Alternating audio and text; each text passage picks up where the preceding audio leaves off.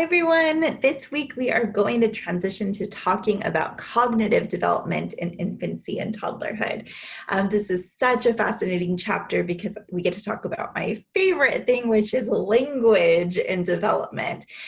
So I am excited to get started. I also have lots of videos this week in the lecture to help you to see some of these concepts in action. So let's get started. All right. So we'll start today by talking about Piaget's stage of development. So right now, this very beginning stage of development, Piaget calls the sensory motor stage. So that's his very first stage of development. Within the sensory motor stage, he has sub-stages of development. And I'm going to show you what those sub-stages look like. One of them you're already familiar with because we talked about it last week, and it's the reflexes. So those unintentional, existing reflexes that are there before they become intentional. And if you remember from last week, that as they grow in intentionality, that's evidence of growing cognition or growing cognitive ability. So let's look at some examples of some of those simple reflexes we talked about last week. This is the first substage.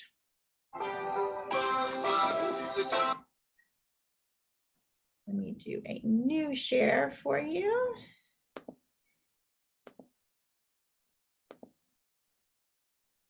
Okay. And I'm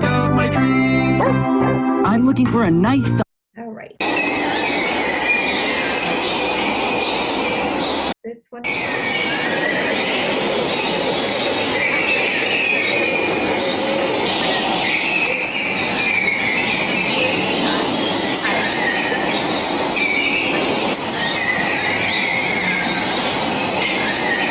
Another so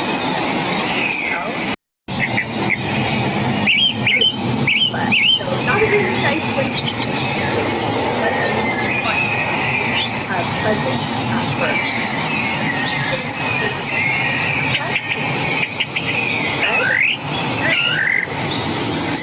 Remember, all of these are primary reflexes. So they exist at birth, and then we want most of these to go away as the child becomes more intentional with their interactions.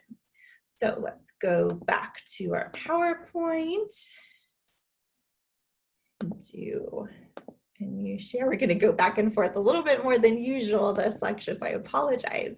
So those were the simple reflexes. Piaget says the next substage are called primary circular reactions. And this is when the baby is starting to grow in intentionality. They might do something accidentally, and then based on the reactions from others in their environment, they either continue that action or they discontinue that action. So let me show you language as a great example of a primary circular reaction. I know, but what? You can hear it, but What else happened? Oh. Share the screen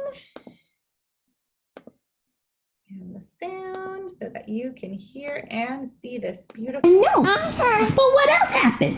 Oh, red is my favorite color too. I know. So you get to see this beautiful back and forth. The baby might accidentally or unintentionally make that sound, and then you hear the caregiver respond to that and say, oh, that's right, that's my favorite color too. And then you see the baby do a back and forth, and that's a circular interaction, or what Piaget refers to as that first circular interaction. So let's go back and go to the next. So you have your primary circular reactions, and then you have your secondary circular reactions. This is when babies are starting to recognize that they can make things happen themselves. And so this is a great visual example of a baby realizing their power and ability to do this. So let me share this with you.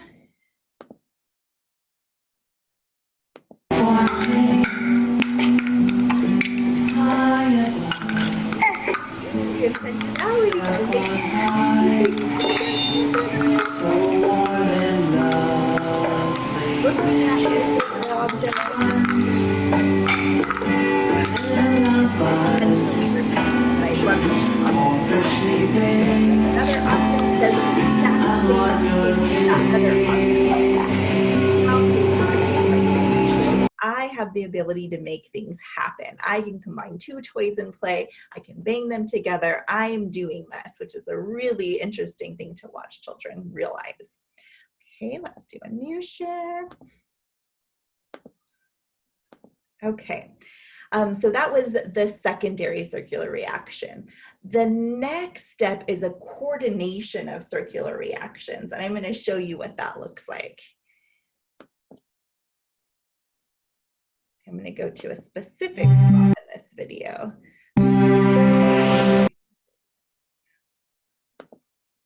This is when children start to recognize, this is about the 8-month period, 9-month period, when babies start to recognize that things don't disappear when they're out of sight. This is also a concept called object permanence that we're going to talk about in a second. So let me go to a specific time in this video. That is a great example of this.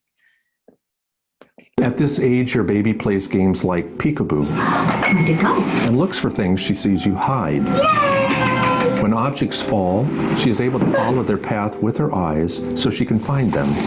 This becomes a fun game, especially when these objects are her favorite toys. Your baby easily... So you see that she was dropping things and she was looking for them and following them. She realized that something was under the blanket and she knew how to get it. She pulled the blanket off in order to get what was underneath.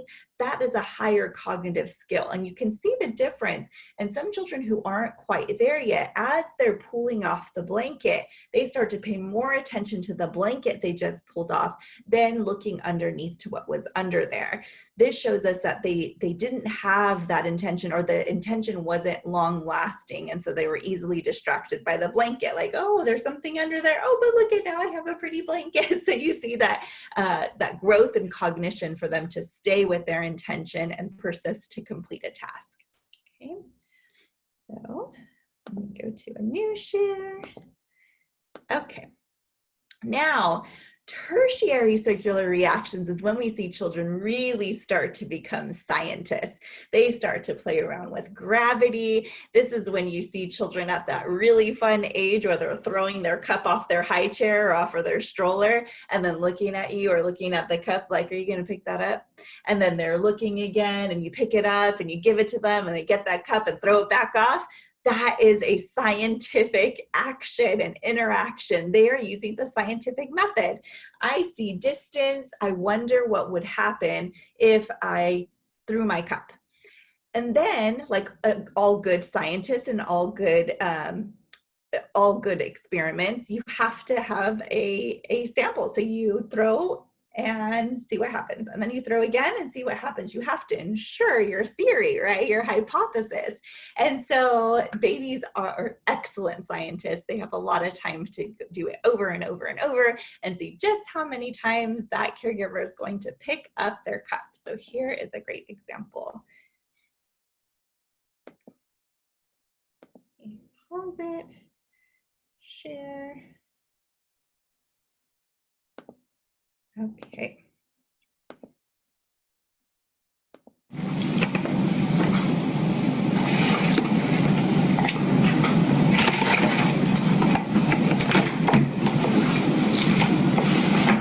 Looking down. You can even see that processing happen. He looks down, he looks at his cup. That's him coming up with his hypothesis. I wonder what would happen if my cup left this table and went onto the floor. How do I make this happen?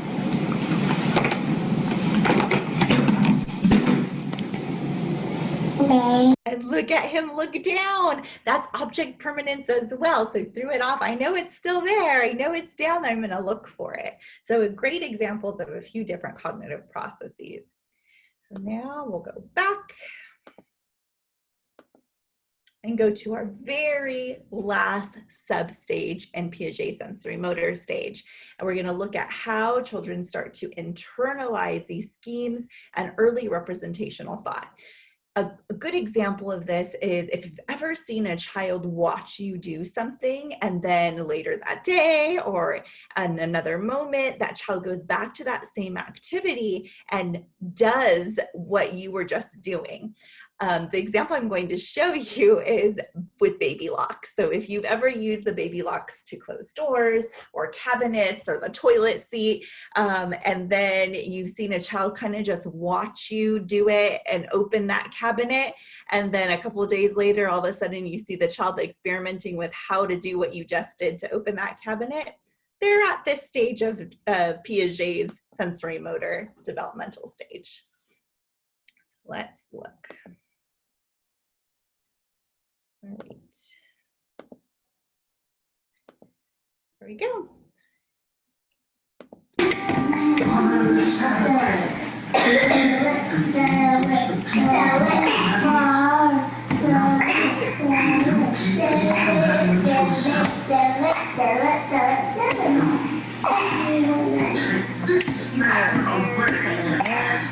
If I go to the other side, if that works better.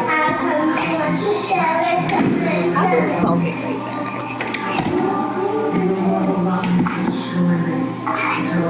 And he opens it. And that was funny, he opened it.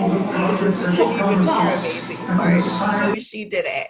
And those child locks are no longer able to keep that baby out of the cabinet because she was able to watch, make a symbolic thought process in her mind and say, okay, I know how to do that. I remember that process and I'm going to experiment with it later.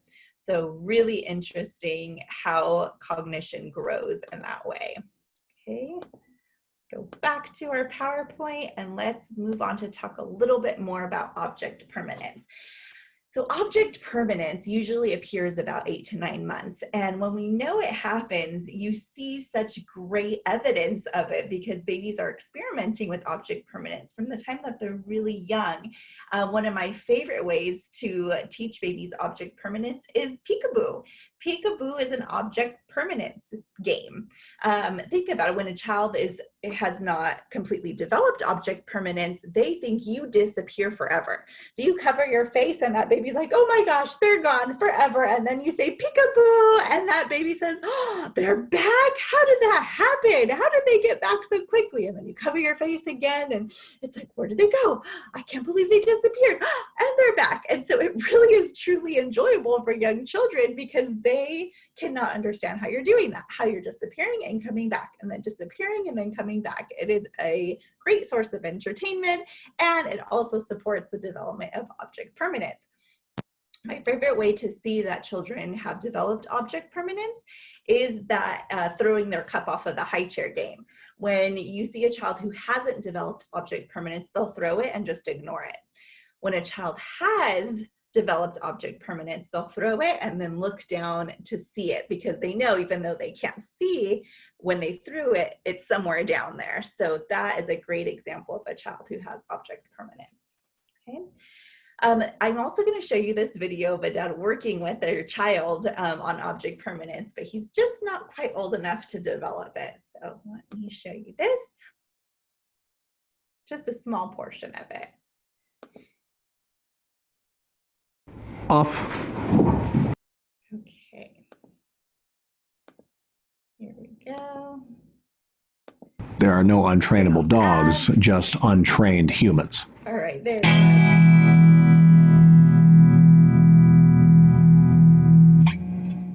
Here, action. Would you like it? We're doing human development science experiment. Would you like a cucumber? How good's your memory? The cucumber's here? Where did it go? Where'd the cucumber go? Where'd the cucumber go? Okay, we're just gonna, I know. It's not a trick question. Where's the cucumber?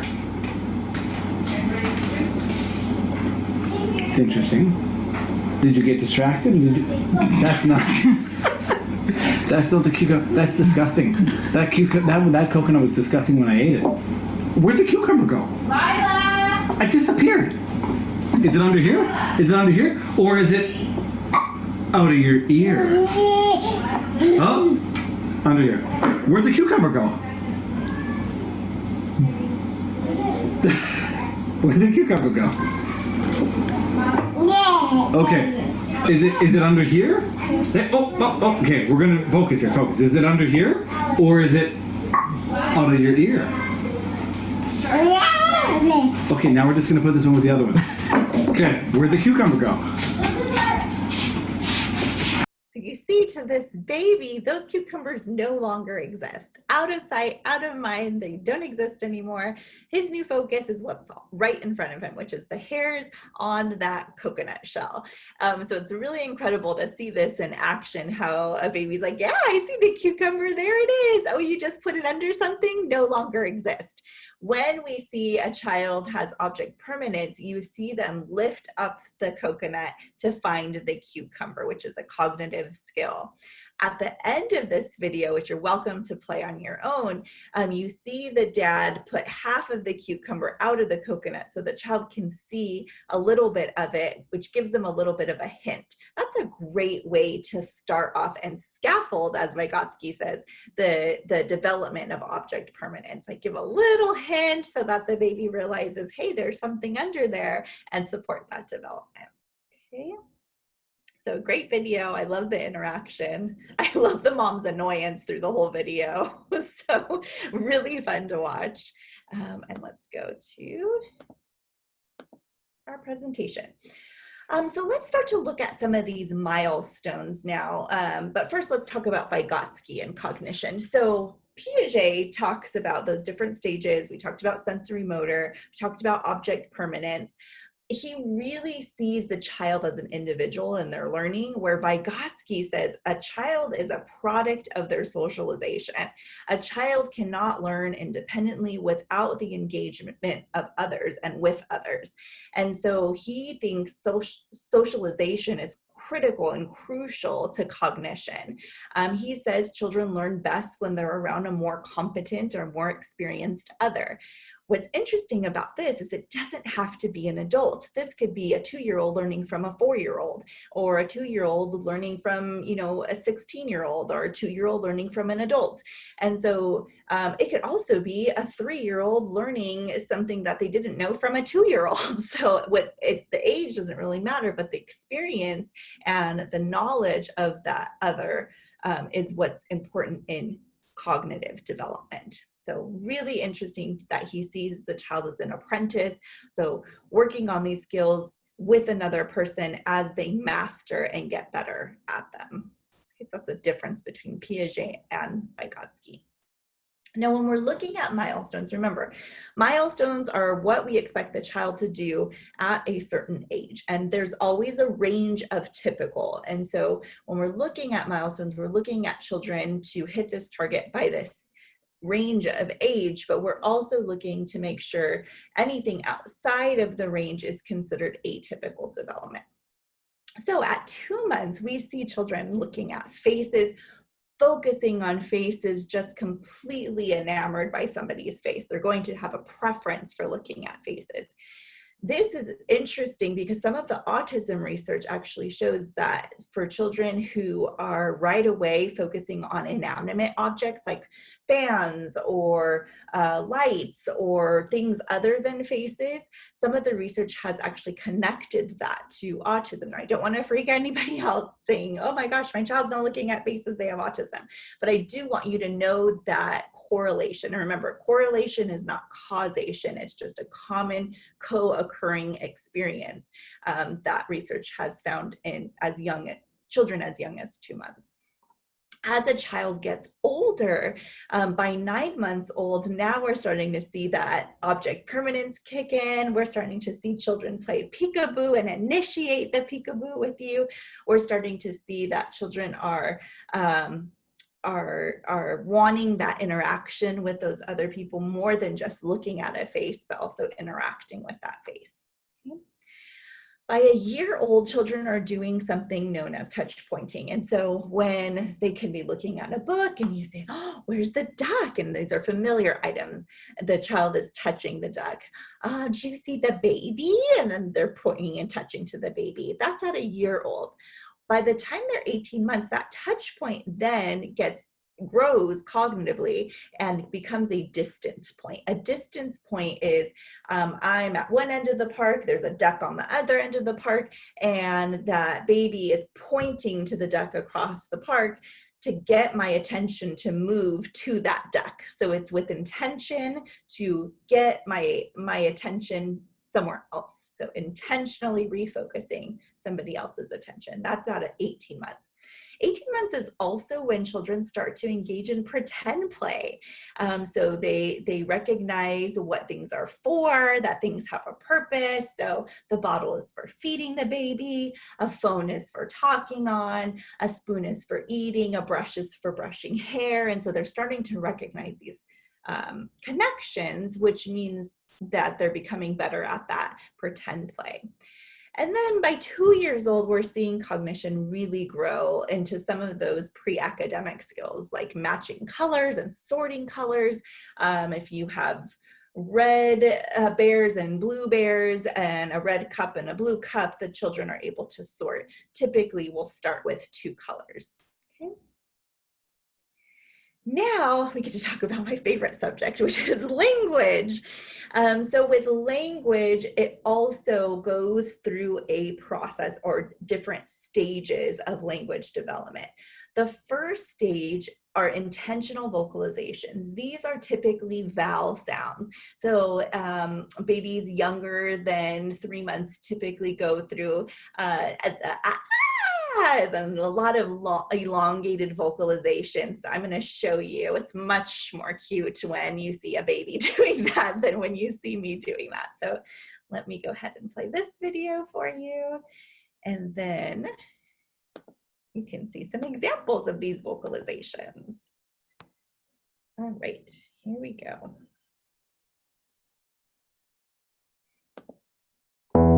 Beginning of life. Babies express themselves with whines and cries.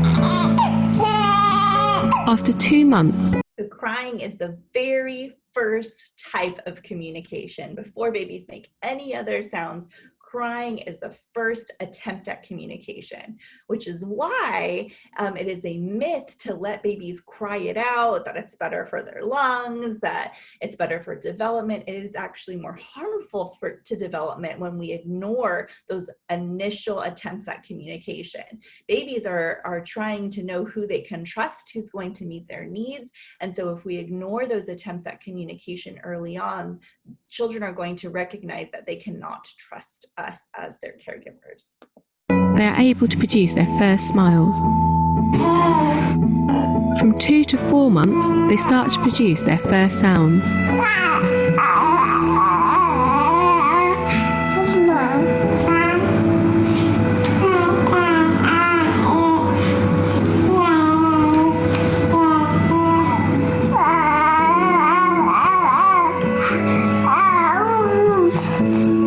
These sounds are mainly vocalic and not very varied.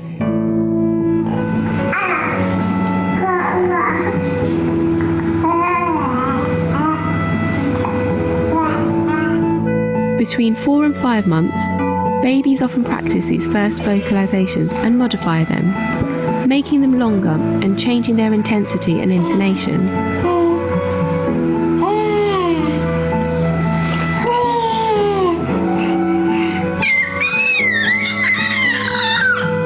As babies' vocalizations get more varied and complex, their first sounds, such as cries, start to disappear.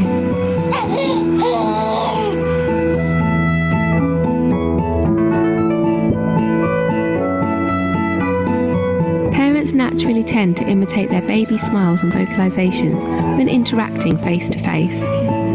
This can help language development, as babies will learn how to take turns and to use smiles and sounds when communicating. So initially, I just wanted you to hear the vocalizations, but that's such great advice.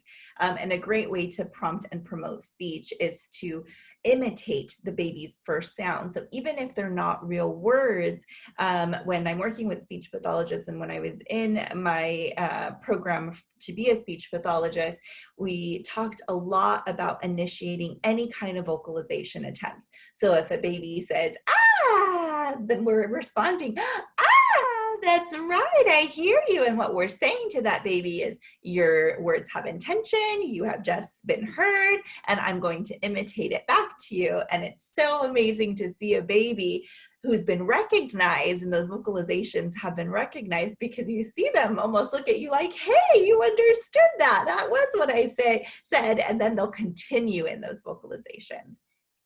So let me go to new share and go to the next stage. So the next stage of language development is called babbling and gesturing.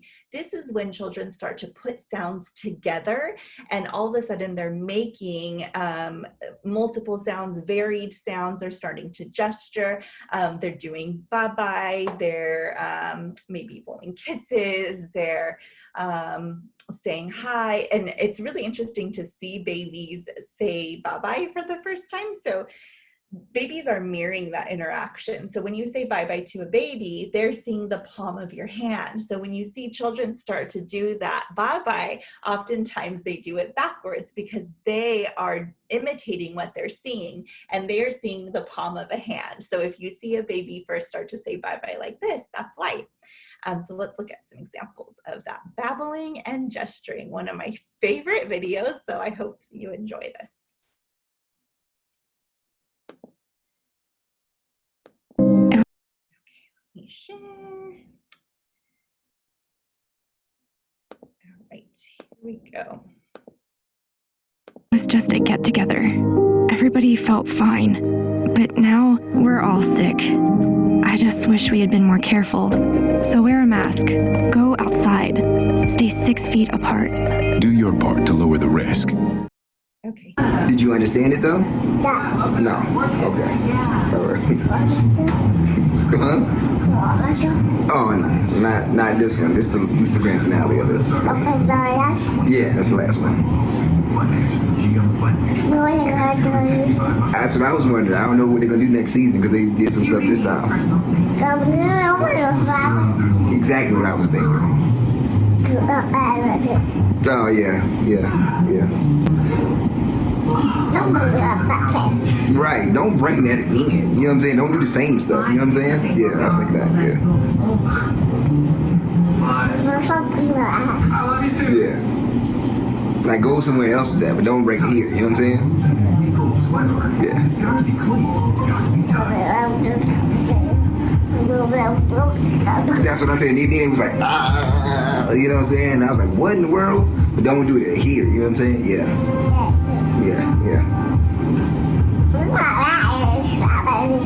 Really? I thought the same thing. We think a lot alike, huh? Oh, that's crazy. Right. So what a great example. You see that baby pointing and gesturing and almost imitating things that he's seen. So this, No matter how I'm feeling. So I just love that example, because it's such a great opportunity for us to see that gesturing and that babbling come to life.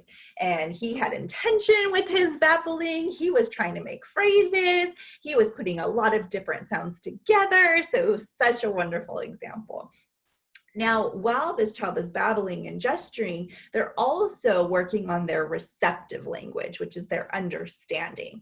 They're starting to understand more than what they can say. So that's why you'll often see a child be able to maybe if you say, can go get your shoes, or where's mommy, or where's daddy, or where's grandma, and they're looking towards that person, even before they can say those words, they're understanding what those mean. And so that's a very important part of communication and with language.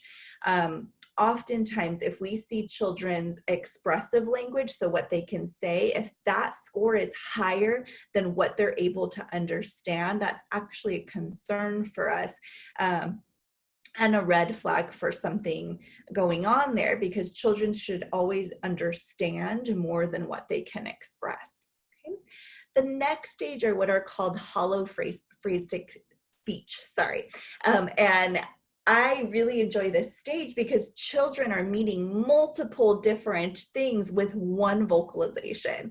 For example, your book talks about da. And so da can mean, what's that? Da can mean, look over there. Da can mean dad. That can mean, open the door. That can mean daddy's home. Dad can also be changed with their inflection and say da, like, hey, where's dad? And so it really is one sound used for all these different meanings. That's that hollow phrase. Then there's underextension and overextension. Underextension is when that child says their thing is the only thing that exists. So if they're saying that this blanket that they love and have is blankie, and then they goes to somebody else's house and they have a blankie, they're very confused because the only thing that's a blankie is their blankie. There's no other blankies that exist. Blankie equals their blankie. And so that's underextension, when it can only mean one thing. Overextension is the opposite. And I have a great story for this one. I worked with a little boy whose dad was a long haul truck driver, and they called him Papa. And anytime they were on the road, or if he saw a picture of a big truck or a movie with the big truck or a book with the big truck, every big giant truck was Papa's truck. And so they couldn't go for a drive without him saying Papa's truck, Papa's truck. Every big truck was Papa's truck. So that's overextension. So one word, one phrase meaning all this kind of different trucks. Every single truck is Papa's truck. Where underextension is, this is my blankie. This is the only blankie in the world. A lot of babies will do that for mama. That's not a mama. This is a mama. That's my mama. That's the only mama. And so it's really interesting to see children do both underextension and overextension simultaneously. Then children have their first words. So by a year old, children should have about 50 words. By the time a child's 2 years old, that should jump to 200 words, and the child is starting to put 2 words together. But by a year old, typically in the United States, babies learn nouns first. So, but think about it. How are we teaching language? We're naming everything. Like there's a bear, and there's a dog, and there's a cat, and here's a banana. And so we're naming everything in their environment. So typically they pick up nouns first.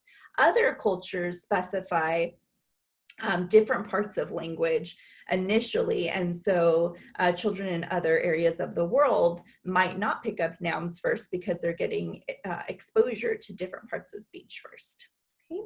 And then vocabulary growth comes next. So again, I said at 1 year old, we're looking at 50 words. By 2 years old, we're looking at 200 words. We're also looking at 2-word phrases.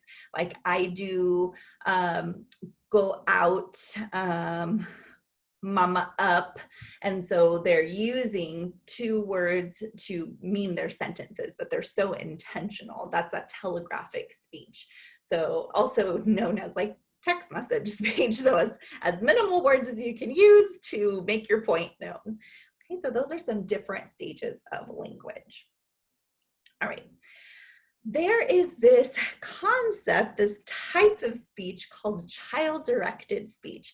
You might not have heard it called this way, but I guarantee that you are familiar with it. Either you've done it yourself, you've heard it yourself, you have a partner that does it, you have your own parents who did it, you have a sibling, you've heard child-directed speech at some point in your life. And what it's comprised of is the exaggerated vowel and consonant sounds, really over-exaggerated facial expressions, a higher pitched voice, and I'm going to give you an example. So it would be the equivalent of me saying, "Hi, baby, did you wake up? Are you awake? Look at my baby." And so you see that exaggerated vowel sounds. You see my face brighten up. I slowed down a little bit. My pitch got higher. And what research has said is that children tend to respond more to that child-directed speech initially. And the question I always get is, well, when do you stop that? Because we don't talk to our 15-year-olds like, "Hi, did you have a good day at high school. And if you do, that's another conversation we should have.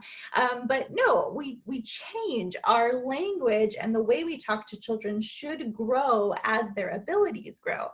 So as a baby, we're using this child-directed speech because they're learning language and they're learning new words. But as children are growing in their ability to use language, we change that. So we can start increasing the complexity of our own speech as children grow in the complexity of theirs. So I hope that helps to kind of determine when you should stop with the child-directed speech and when you should continue. Okay. What are some theories of language development? There's a difference between nativism versus social pragmatics. Chomsky is a nativist at heart. He believes all children are born with this place in their brain called the language acquisition device that is meant and universal for all children all over the world to develop language.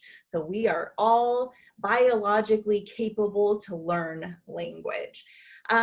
But this isn't something like you can see on an MRI like this. Oh, there's the LED, there's the language acquisition device. This is something that hasn't been scientifically proven. This is just his theory. Other theorists actually believe that the child has that active role. They aren't just passively able to learn language. They have to act on their environment in order for language to develop. And so they're two different dynamic theories that are what to think about how language and how children develop language. Okay. Lastly, what I want to talk about is memory, because memory is a cognitive capability and one that has a direct tie to cognition, whether it's language, whether it's attention, whether it's any of that brain growth and connection that's happening in this developmental area. Even in other developmental areas, memory plays a huge part. So there's both long-term memory and short-term memory, but within a long-term memory, there are different types of memory.